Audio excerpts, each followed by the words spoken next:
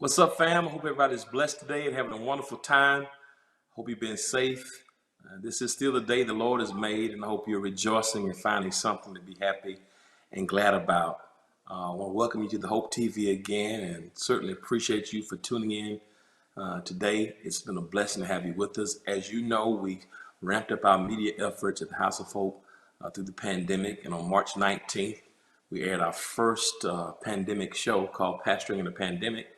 And from March 19th until today, we've had well over 5 million views of all our programming through our cumulative platforms. I want to thank you for that. We've come from one show to now 23 shows each week and growing. And so your support has been incredible. And I really appreciate you. Our aim is to try to touch people from a perspective of faith and family, finances, fitness, our faculties, fellowship, and even interject some fun along the way.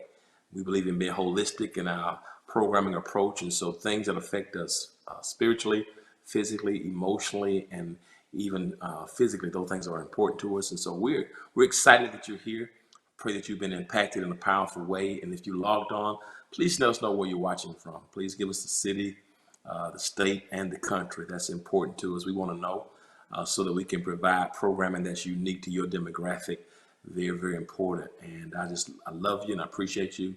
Our team is working diligently just to provide you with a daily dose of hope.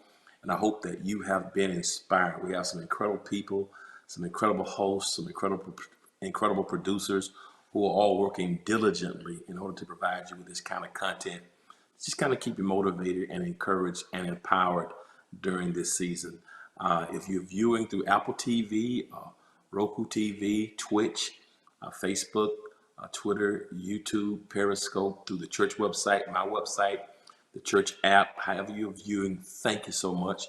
We're even bringing on more platforms next week, and we're excited about that. We're making a huge announcement in a couple of days. So just thank you for all you're doing. And if you're watching through a platform where you're able to subscribe, comments, like, or send a link to somebody else, please do so right now. That's very important. And so I want to thank you for that. So thank you for following us. Please pause and follow us on all things social media. We established a platform just for the Hope TV a few weeks ago. And if you've not yet followed, you can follow us now on all things social media at the Hope TV. And make sure that you encourage others to do likewise.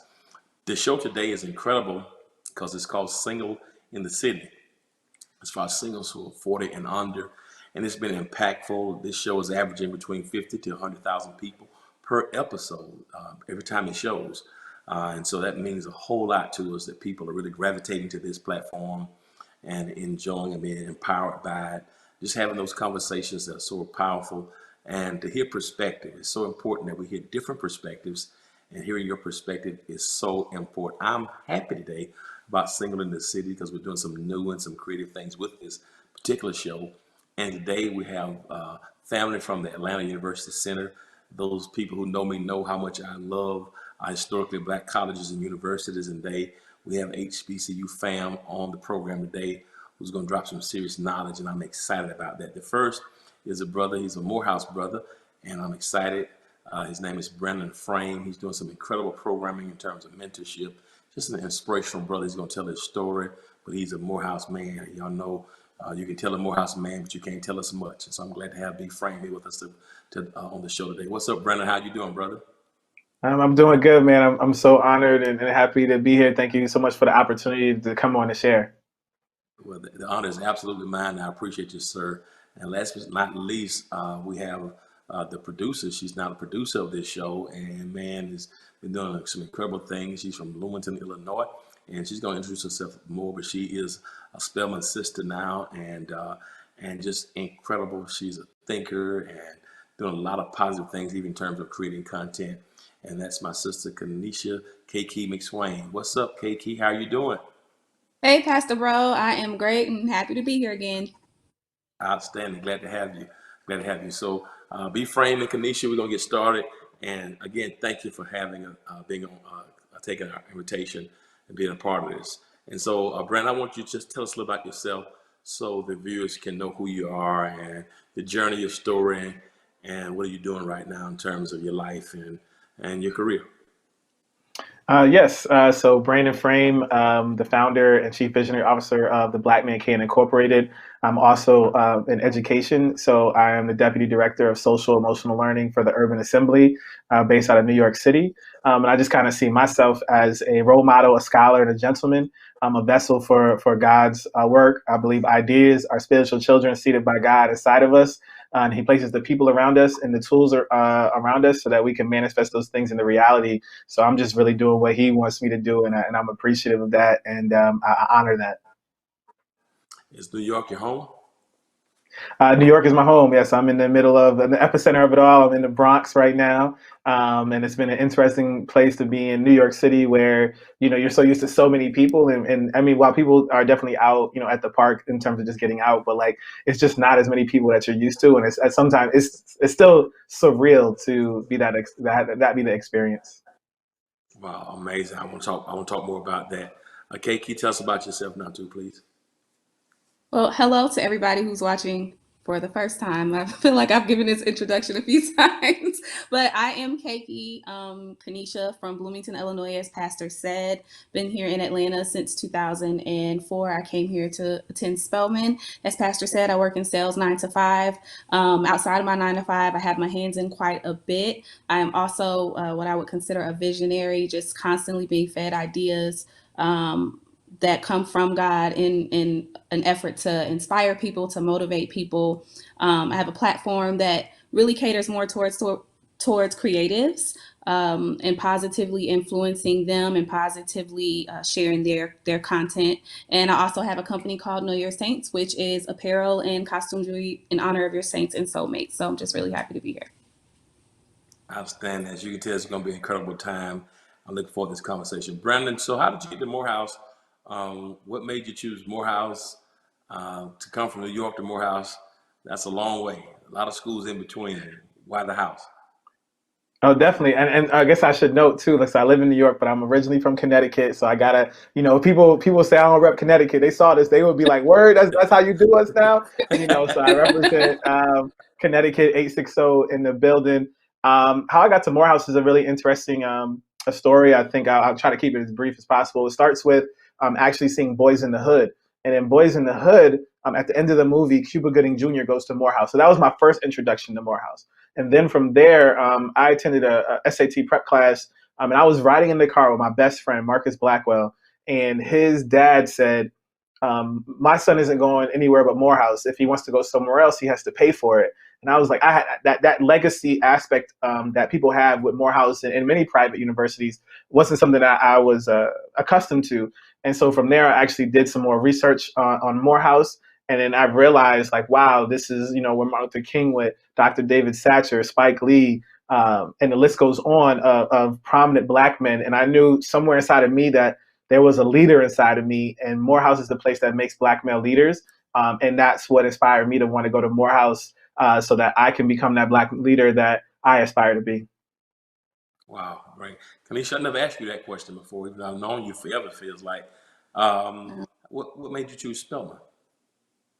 So I actually came here to visit a deacon from my dad's church in Bloomington, and his family moved here to Atlanta, and we were very close to that family in particular. And so we came down as a family to visit them, and their daughter told me about Spelman.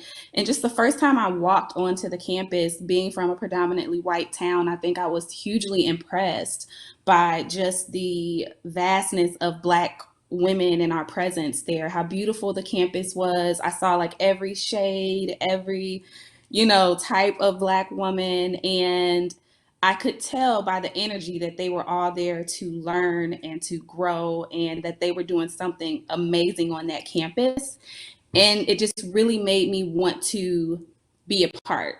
It really made me want to know more about the school and more about how I could attend next. Just like after that experience, I did my own research and just fell in love with it. Fell in love with the school and wanted to experience what it was like to be around girls that were like me, Black, who loved school, who had vision, who wanted to be successful, and didn't apply anywhere else. I was set on going to Spelman against everybody's recommendation to, apply to a couple of places. I said, this is where I want to go. I know God's going to do it, and God did it. That's great. Brandon, we talked about this. It's amazing how, AU Center is the epicenter for Black excellence, Black scholarship. It's a beautiful thing. I want to ask you a question. When you came to Morehouse, did you leave Connecticut with social consciousness? Because this is what we want to talk about somewhat in this show today. How Morehouse developed, or did it develop, or did you come with a sense of social consciousness and social justice and liberation and the pursuit of equality? Was that something instilled in you as a child, or did you develop that at Morehouse? I would say that I didn't. That happened more so at Morehouse, because I think if we look at the time period, and you look at the 90s into the early 2000s, like the things that we have now and the things that we're seeing weren't necessarily as prevalent. Like there wasn't a Black Lives Matter. There wasn't all these different instances of uh, police brutality that was so publicized, right? So like I feel like through the 90s and in the early 2000s, like you were just kind of like almost like life was good, like you as a kid, right? As a teenager, you have your traditional conversations around, maybe, rappers, who's the best rapper, who's the best basketball player, and stuff like that, but you went to the matters of the world. You weren't as politically motivated, but then and also part of that too is like, I mean, I went to college at 17, so at no point had I really thought about voting or my voice, right? And so when I get to college, it's like I'm actually now thinking about politics, right? Because I get a chance to vote for Barack Obama. That's the first president I even had an opportunity to actually vote for. And so now all the different matters of the world start to become important to me because I'm in an environment that's also fostering that. And thinking about women's voices, with Spelman being right there, all these things start to play a factor as I became 17, 18, and then and so on. So it started while I was at Morehouse, and then I built on that. Then I'm happy that it did, because I was in an intellectual place where people are having these conversations. And you have what's also beautiful is that it's a place where there's Black people from all over the world. And so what you learn, like coming from up north, you're like, you think about how people up north think, right? And so then I'm like, I didn't think about how people from Alabama or Tennessee think. I didn't think about how people from California think. And then also seeing the diaspora, like how diverse we are, depending on where we come from in the country, and that like being Black is not monolithic, right? So like in your head, you think everybody from New York, right? And then you get down south and you're like, nah, everybody not like that. Different music, they talk different. So I was so appreciative of the opportunity to be in a space where I saw how diverse Black people were in our perspectives, and then learn to respect those perspectives, even if you're a different skin color than me, as well as gender. That's great. And Kanisha, I want to ask you the same question, Katie, because you're in Bloomington, predominantly white place. You're very heavily involved in the music scene, the church scene. Your dad is a preacher, so you learn principles of faith. But what about your consciousness, politics, and your thoughts about, our race and our people? I'm ask you the same question. So I think I guess, blessing for me growing up as in a church with my dad being a pastor, Bloomington is one of those transitional places where most people, transplant places, most people are there to work at State Farm, which is where the headquarters are. And so and there are two universities there, Illinois State University and Illinois Wesleyan. And I like to think that my dad had like the pop-in church. It was like the popular church for the college students to come to. And so all of the Black college students and the Black families that were moving to Bloomington for State Farm, many of them attended my dad's church. And what that allowed for me to see, even though at school I saw mostly white people or non-Blacks, didn't really have any Black teachers or anything like that. When I went to church on Sunday, my church family were all scholarly, educated, Black people, Greek organizations here and there. I got to see us in a different light. But if I have to say that any one thing really shaped my Blackness, I would say that it was being able to go to inner city Chicago all of the time growing up. Both of my parents are from there. They would take us and just drop us off in Chicago on the west side.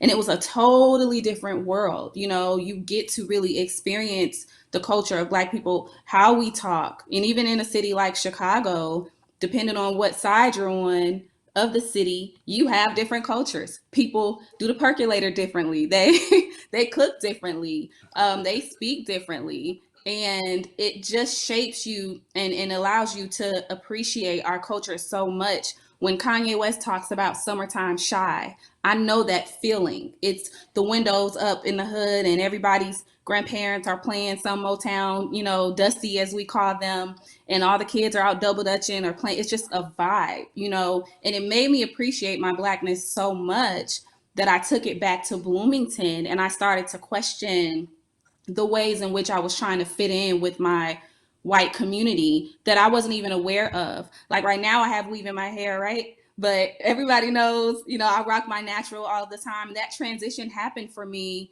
in high school where I was like, what's wrong with my hair? You know what I mean? Like it's okay to want to do whatever you want to do, but why do I run away from my actual hair, you know? And started to rock my natural, got really heavy into poetry. I mean, I went like in deep to consciousness and what it meant to be Black in America.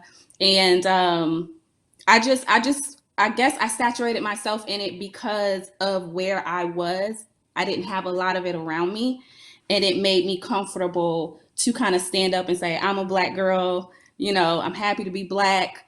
And coming to Spelman really just encouraged that the more, just meeting, as Brandon said, and as you know, so many different types of Black women and Black people, and not just from the States, but around the world. One of my closest girlfriends is from Trinidad and Tobago, and just knowing, you know, that we are endless, you know, and it's just amazing to me. And so I think it would have to do with sort of that Black and white, I hate to be so direct, of Bloomington and inner city Chicago, and then still having to live in that environment and also coming to Spelman and experiencing Spelman and the city of Atlanta, you know, which is also was eye opening for me when I got here.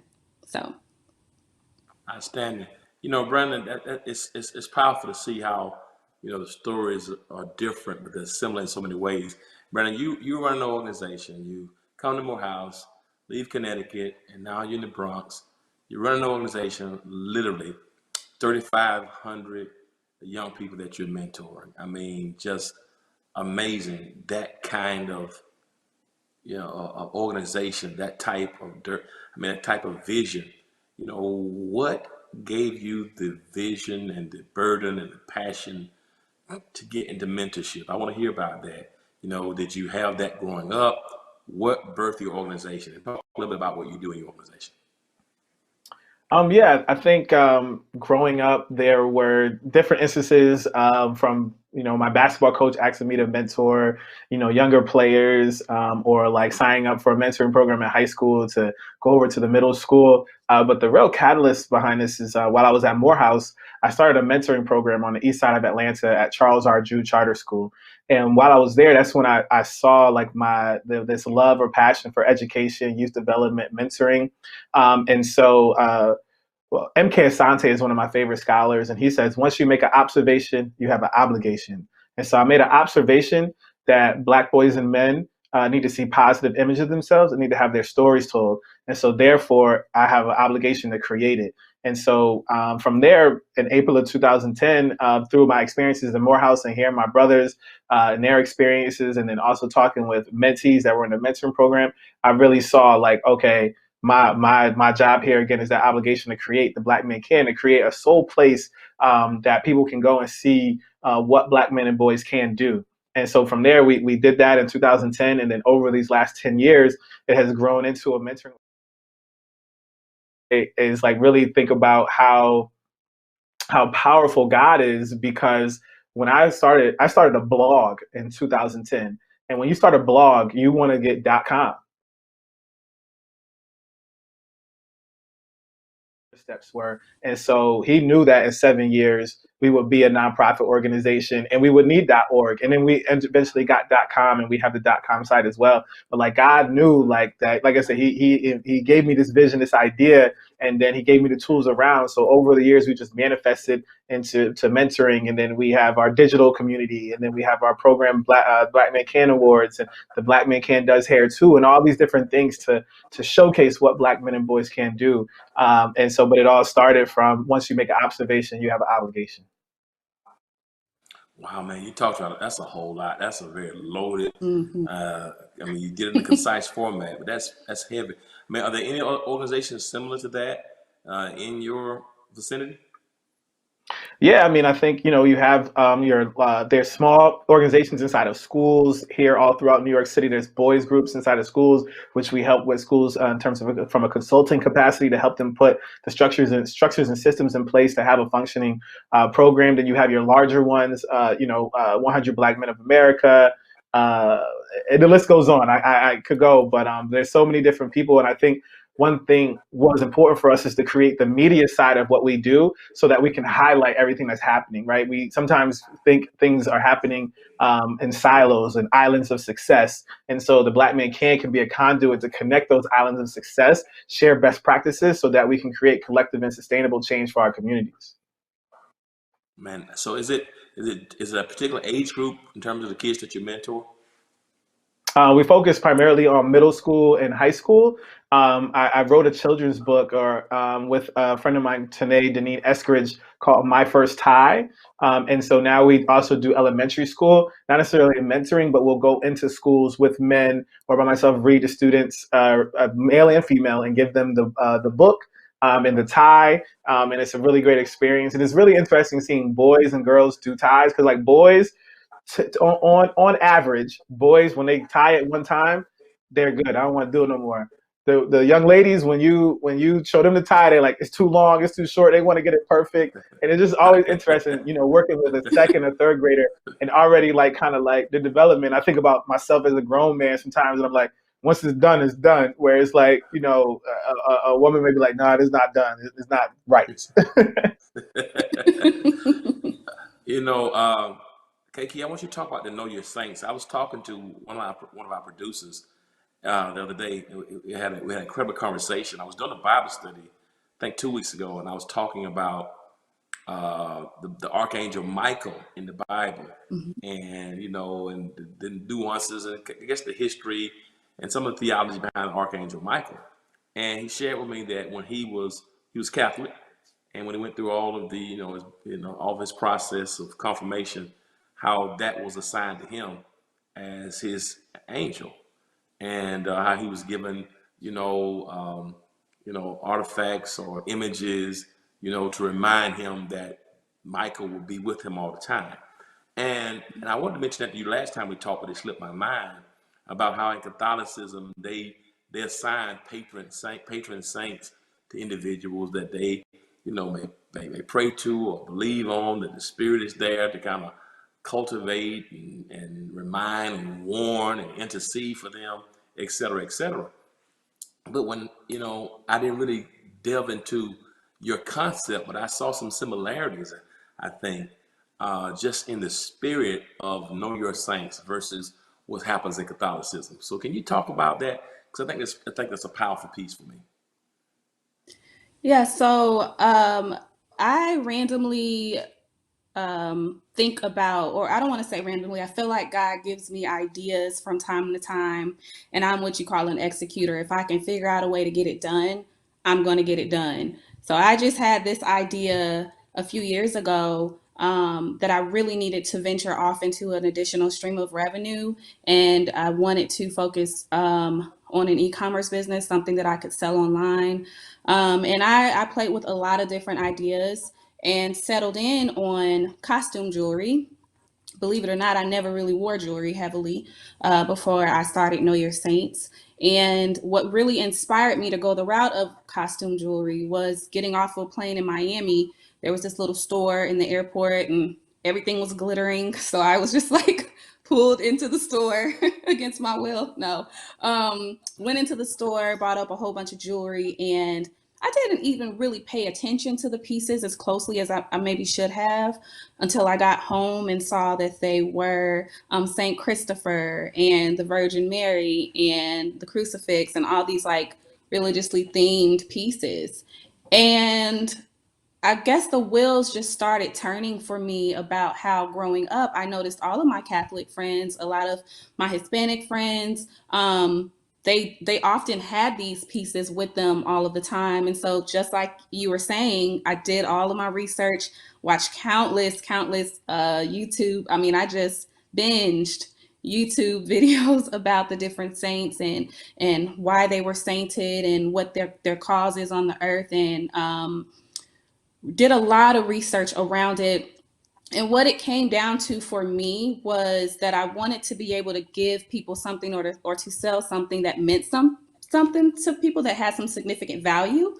And why not speak to those people who either are real saints, like Saint Michael or Saint Christopher, these people who we really identify in sainthood, or the people in our lives who present themselves or show up for us as saints and soulmates.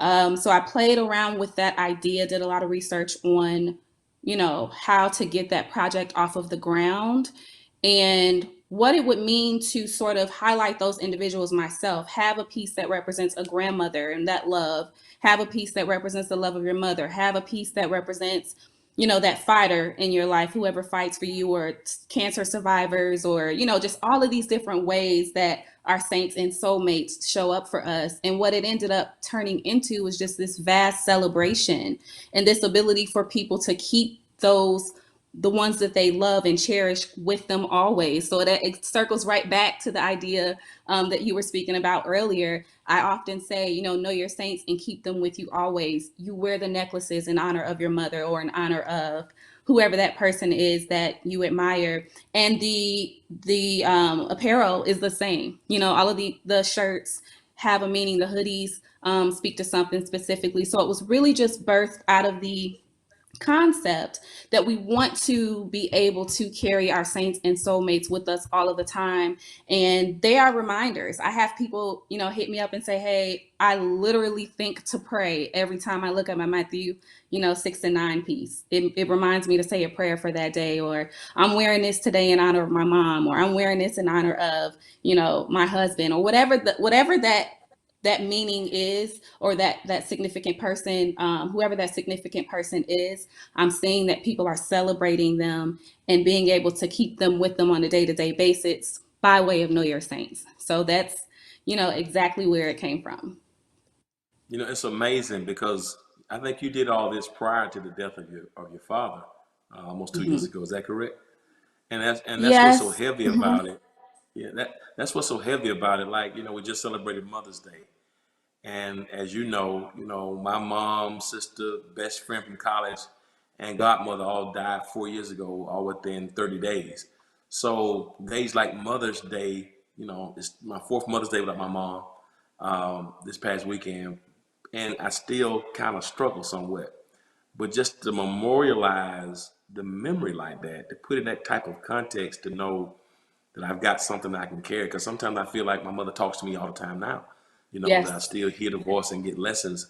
And so to take that from Catholicism to make it so practical is such a beautiful thing. And I think it can help people even in the grieving process. Just to hear you talk about it, Absolutely.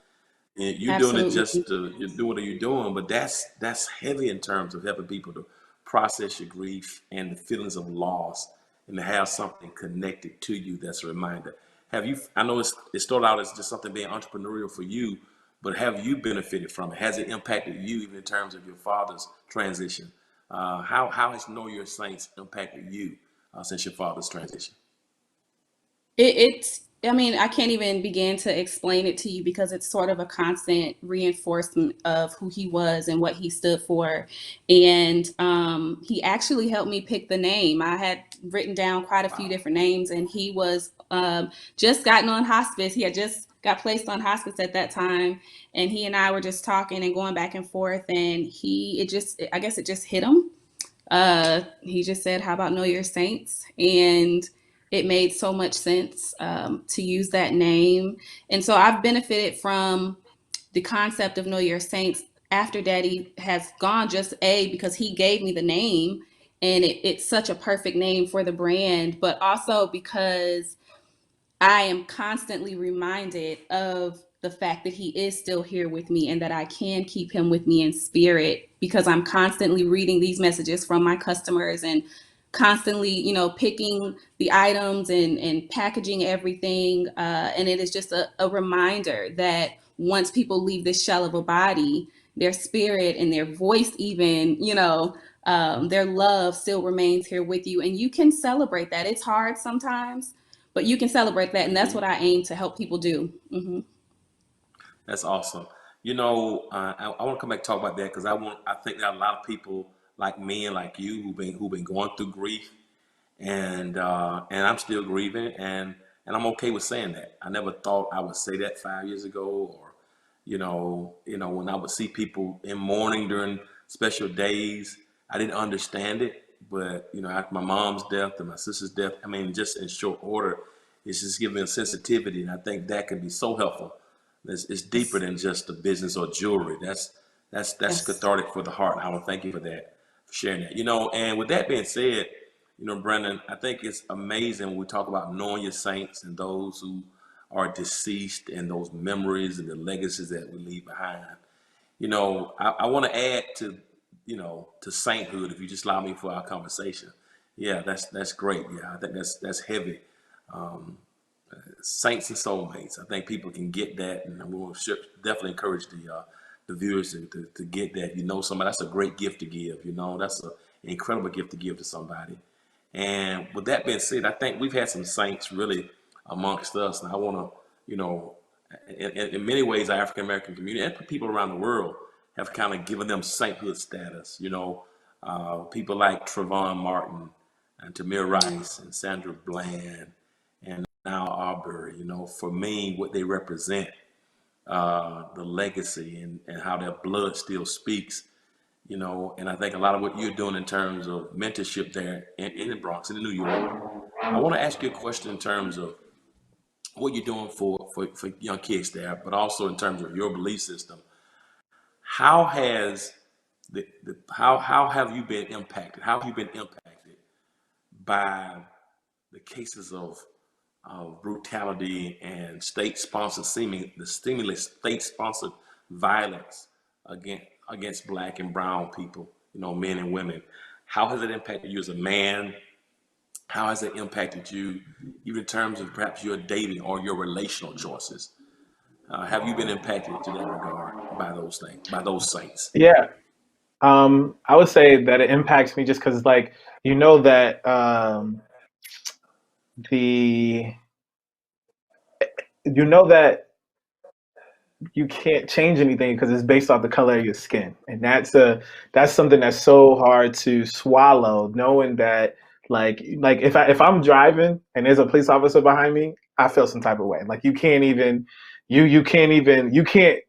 as a Black man, you cannot feel comfortable when everyone's behind you. Like, it just automatically causes you to feel some type of way. So I think that's how it really impacts me. And then even trying to have that conversation with young men, and try to prepare them, but you can't really be prepared. Like, there's too many examples that show, like, why are we even having this conversation? Like, I can give you some basic steps that you should follow, but there's a possibility that won't actually keep you alive, right? And I think that there's so much struggle in having that conversation and knowing that to be the truth. In regards to from a dating aspect of things, I think all these examples for me show that I I already feel this. I already have felt that way, but I know that, like, I can't be with anyone else but a Black woman. And I've always felt that way, but these examples highlight that because only a Black woman will be able to understand where I'm coming from when I express my concern, or how it makes me feel emotionally, and understand, right? And I know that I need that. I need that, somebody who's lock and step with me, who stands in the gap with me, and simultaneously I can do the same for her, because I know that the instances that happen to Black women, which don't necessarily always get as much notoriety, and not always marching, is also evident that I need to stand in the gap with Black women, right? And honor, salute, and hear their voices, because it's almost double for them. It's a double strike when stuff like this happens to them. And it's kind of like, I mean, you don't see the same marches and sometimes the same media coverage, right? So I think that that right there is how it heightens it for me from a dating aspect. It just reminds, it's constantly reminding me why I need to marry a Black woman and raise a Black family. That's the most important thing that I can do, aside from any accomplishments that I may have. It's interesting you said that about the things that you're teaching the boys and the kids that you're mentoring. My son is at Morehouse, and his first semester there, he and some of his friends went after the open night of basketball season. They went to get something to eat right off of Punts. Went to Zaxby's after the opening night. They literally leave out of the drive-through lane.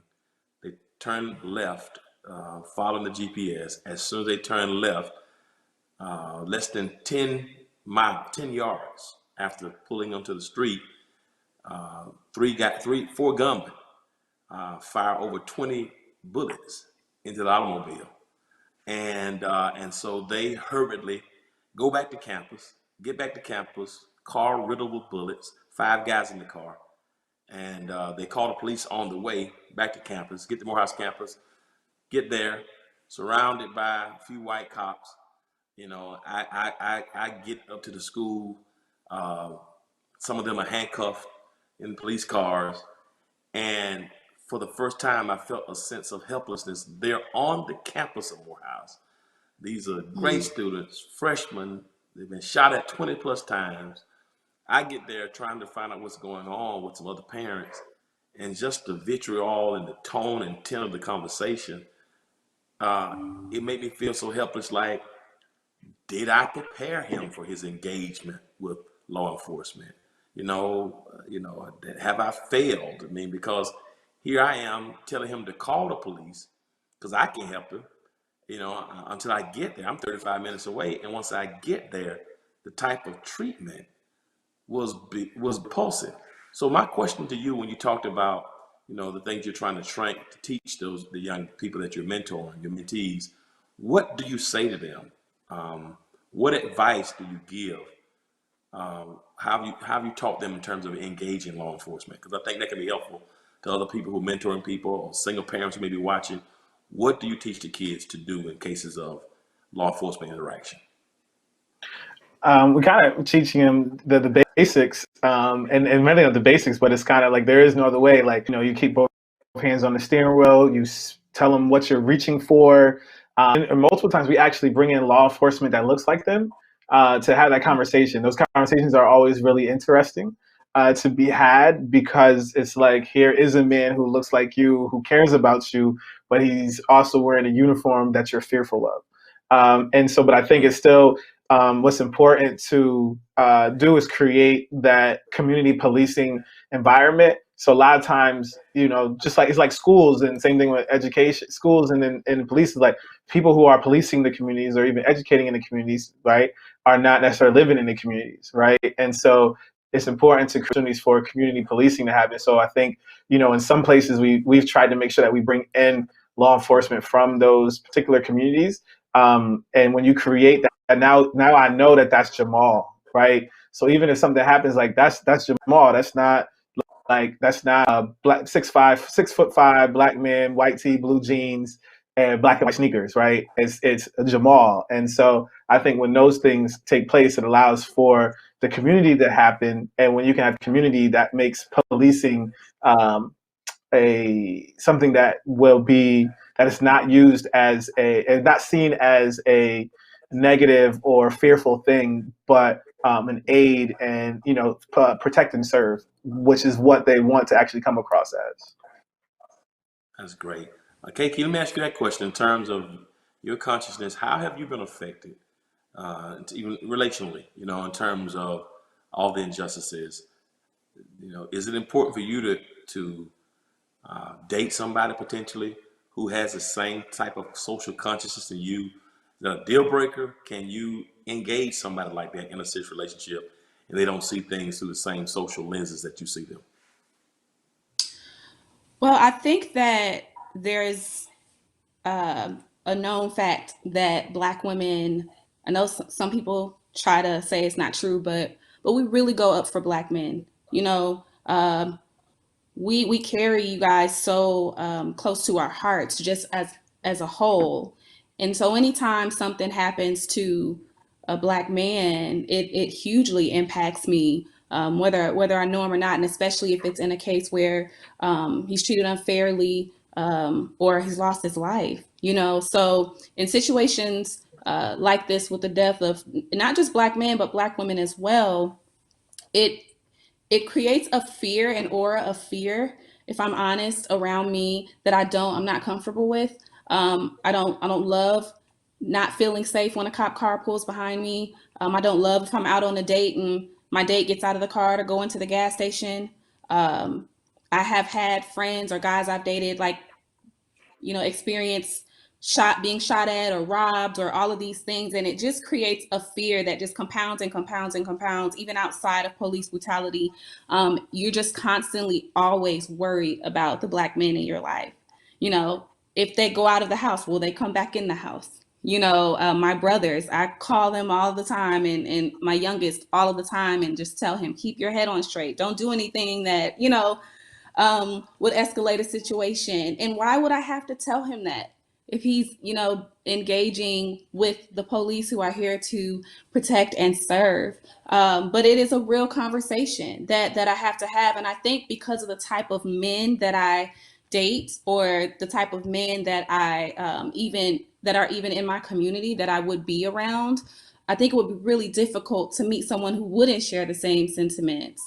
I would really have to work a little bit to find a guy who didn't, because of the community that's already around me. So it is just a constant thought. It's a constant prayer, that's going up all of the time for Black men in this country. And it's the question of, do I want to bring a Black man into this country, or Black children into this world, that does not value their lives? Do I want to put them in that situation while I have the choice still? That's something that I think about probably more than not. When I think about having children, what type of world am I bringing them into? And is that fair? Is that something I want to do right now? And I just think it's very important that we take time to cleanse ourselves psychologically, to pay attention to the things that we're taking in, to guard our gates, as I always say. With social media, it's like one thing after the other, one death after another, and you're either going to get numb, which is unhealthy, or you can become super anxious, which is also unhealthy. And I think we just really have to, or I try my best to just make sure that I'm okay. You think just because you don't know these people, you're not impacted, but you are. And so to just constantly guarding my gates and making sure I'm okay. But it's absolutely difficult to be a Black woman in this country and having to see what not just our Black men go through, but what we go through as well, either directly or indirectly. Wow. You guys are both incredible, and what you're offering is amazing. Brenda, tell us how we can support you. I'm gonna make sure we sponsor something and send you something to your organization. So tell us how we can support you, Brenda. Yeah, I'm gonna get you something this week. All right. I mean, you can donate to the Black Man Can through www.theblackmancan.org. We also have our merchandise as well, which can be found at www.theblackmancan.com. And we're always just looking for people that can continue to push our mission and vision forward. So through both the .com or the .org, you can see all of those things. Also have my children's book, My First Tie. So anybody's interested in that, I can give information for that. It's a really popular book. People really love it. It's about little Dell and his journey to tie his tie for the first time with his dad. Outstanding. Kanisha, okay, can you tell us how we can support you? There are a couple of ways you can support me. KnowYourSaints.com. That's NOKNOWYOURSAINTS com. You can purchase jewelry and apparel there for yourself or for your saints and soulmates. I also have a podcast called The Cosign with a K, The Cosign Podcast. You can find it on all of the podcast platforms as well as on keikispeaks.com. Hey, you guys have been incredible. Thanks for sharing. So insightful, so substantive. I pray God's blessings on everything that you're doing, everything that you touch. That God will continue to crown with abundant favor, success, and increase. You've been a blessing. Thank you so much for being a part. Family, you've been watching this episode of Singing in the City of Hope TV. Brandon Frame of The Black Man Can and K Key of Know Your Saints. They've offered a lot of insight. Let's support them, get behind them. They're doing some incredible work. Be encouraged. Know you can. And if you know that God has given you a power, love, and a sound mind. We're going to make it some tough times, but we'll get through this. Always remember this: if you be good to God, God will be good to you. Until next time, peace. You've been watching Hope TV. Thank you so much, guys. Thank you. Bye. Thank you.